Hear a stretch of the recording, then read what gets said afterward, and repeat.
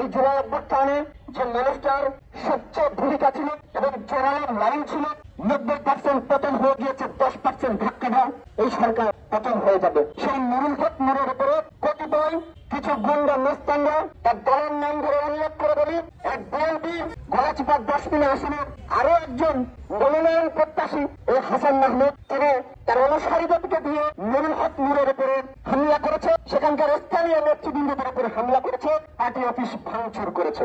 আমরা স্পষ্ট বলতে চাই, এই বাংলাদেশকে আমরা নতুন করে কোন সন্ত্রাসী জঙ্গি গোষ্ঠীর কাছে ইজারা দিতে চাই না।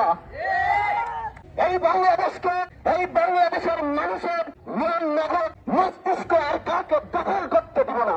আজকে সেখানে নাকি 144 ধারা জারি করেছে।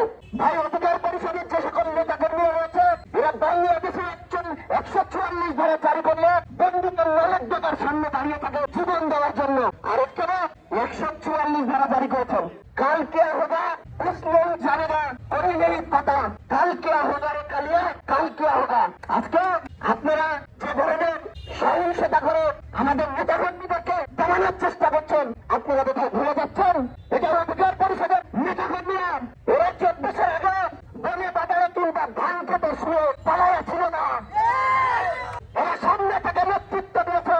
সুতরাং আপনারা এটা খেয়াল রাখবেন, ওই আওয়ামী লীগ ফ্যাসিস্টের সময় তাদের মিছিল মিটিয়ে কিন্তু লক্ষ লক্ষ কোটি কোটি মানুষেরা আসতো।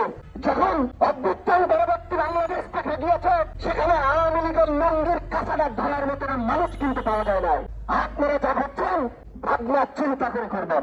আপনারা বলছেন দ্রুত ইলেকশন দেন, ইলেকশন দিলে এই যে বাজার, এই যে ঘাট, এক ভাই বলছিলেন সেই গলাচিপা 10 মিলে আসনের বিভিন্ন জায়গায় তারা চাঁদাবাজির দাঙ্গাবাজি করছে। এই বিএনপির নেতা কর্মীরা প্রশাসন কি করছে? আঙুল চুষছে। তারা এই প্রশাসন যখন সঠিকভাবে ফাংশন করতে পারছে না, এই প্রশাসনের আন্ডারে কিভাবে জাতীয় নির্বাচন হয় আমরা স্পষ্ট করে দিতে চাই। এই প্রশাসনকে সংস্কার করে লাগে, যত সময় লাগে বাংলাদেশের জনগণ দিবে। এই প্রশাসনের সংস্কার শেষে এই দেশে এখন আমরা নির্বাচন চাই, তার আগে কোনো নির্বাচন নয়। সুতরাং ভণ্ডামি অনেক করছেন। অধিকার পরিষদের নেতা কর্মীদেরকে যদি আপনারা মনে করেন যারা ভদ্র সভ্য এদেরকে মানলে তো কিছু হয় না, এরা শুধু মার খাবে, মার খাবে আর মার খাবে, সেই সময় কিন্তু শেষ হয়ে গেছে। মনে রাখবেন, ইট মারলে কিন্তু পাক্কারে খেতে হয়। স্পষ্ট ভাষায় বলতে চান, নির্বাচনে কারা জয়লাভ করবে সেটার দায়িত্ব জনগণের উপরে। বাংলাদেশের ইতিহাসে নির্বাচনে 50% করে সম্মানিত ভোট পেয়েছে। অন্যান্য ভারত যদি দেখতে চাই 40%-এর বেশি ভোট বাংলাদেশে করে না। সুতরাং শুধুমাত্র এই 40%-এর ভিতরে আপনারা দেখে থাকবেন অনেকের দখল দায়িত্ব হয়, তারপরে কেন্দ্রগুলো দখল করে নেয়, এরকম ভোটের সংখ্যা অনেক, এক ভোটের সংখ্যা অনেক।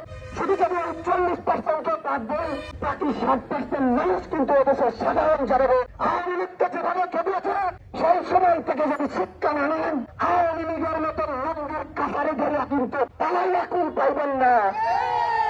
সবশেষে আমি একটা কথা বলতে চাই, নুরুল হক নূর মানে শুধু একটা আসন নয়, নুরুল হক নূর বাংলাদেশপন্থী বাংলাদেশের জনমানুষের সর্বোচ্চ জনপ্রিয় নেতাতে পরিণত হয়েছে। আমরা বিগত দিনে এই ভারতপন্থীর নতুনপন্থীদের রাজনীতি দেখেছি। নুরুল হক নূর এই অধিকার পরিষদের নেতা কর্মীরা আমাদেরকে শিখিয়েছে আমরা কোন ভারতপন্থীর রাজনীতি করি না, কোন পাকিস্তানপন্থীর রাজনীতি করি না, কোন মার্কিনপন্থীর রাজনীতি করি না, আমরা বাংলাদেশপন্থীর রাজনীতি করি।